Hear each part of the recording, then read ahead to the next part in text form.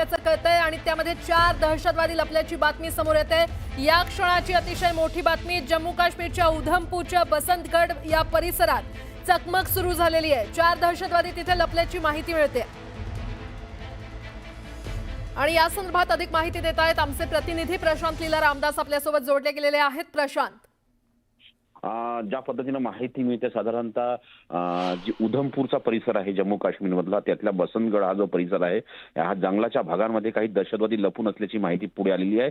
त्यामुळे भारतीय लष्कर, जम्मू काश्मीर पोलीस आणि पॅरामिलिटरी फोर्सेस या संयुक्त अभियानातून जे ऑपरेशन राबवलं जात आहे त्याच्या याच्यातून तिथे सध्या चकमक सुरू आहे। ज्या पद्धतीची माहिती मिळाली की रात्री अंधाराचा फायदा घेऊन काही पाकिस्तानच्या सीमा भागातून घुसखोर हे भारतीय सीमेत घुसल्याची माहिती पुढे आली होती। त्याच्या आधारावर संपूर्ण सर्च अभियान राबवलं होतं। दरम्यानच्या काळात चकमक सुरू झाली आणि त्यानंतर आता तिथे 4 दहशतवादी लपून असल्याची माहिती पुढे आली आणि तत्काळ त्याची कारवाई सुरू झालेली आहे। लवकरच या संदर्भाच्या संदर्भात आपल्याला कळेल की काय पुढची कारवाई झालेली आहे। पण महत्त्वाचं म्हणजे या घडीला चकमक सुरू झालेली आहे आणि 4 दहशतवादी लपून असल्याची माहिती पुढे आलेली आहे। बरं प्रशांत, धन्यवाद या सविस्तर माहितीसाठी। तर आपण पाहतोय जम्मू काश्मीरच्या उधमपूरच्या बसंतगड या परिसरामध्ये चकमक सुरू झालेली आहे।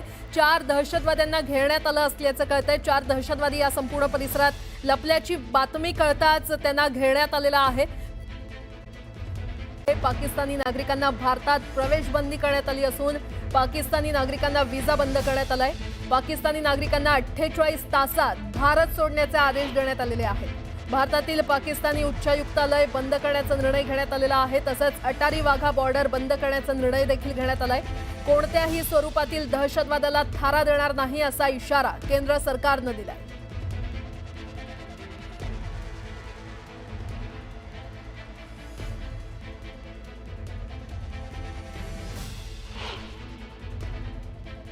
तर आपण पाहतोय मोदी सरकारनं पाकिस्तानला मोठा दणका दिलाय। पाकिस्तानी नागरिकांना भारतात प्रवेश बंदी करण्यात आलेली आहे। पाकिस्तानी नागरिकांना व्हिसा बंद करण्यात आलेला आहे आणि नागरिकांना 48 तासात भारत सोडण्याचे आदेश देण्यात आले।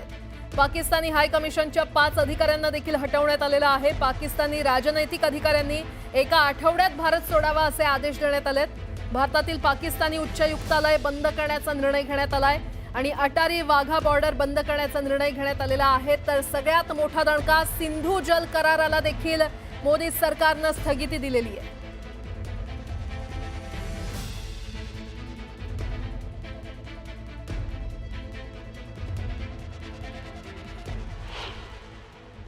The Indus Waters Treaty of 1960 will be held in abeyance with immediate effect until Pakistan credibly and irrevocably abjures its support for cross-border terrorism.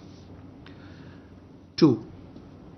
The integrated checkpost Atari will be closed with immediate effect. Those who have crossed over with valid endorsements may return through that route before 1 May 2025. 3.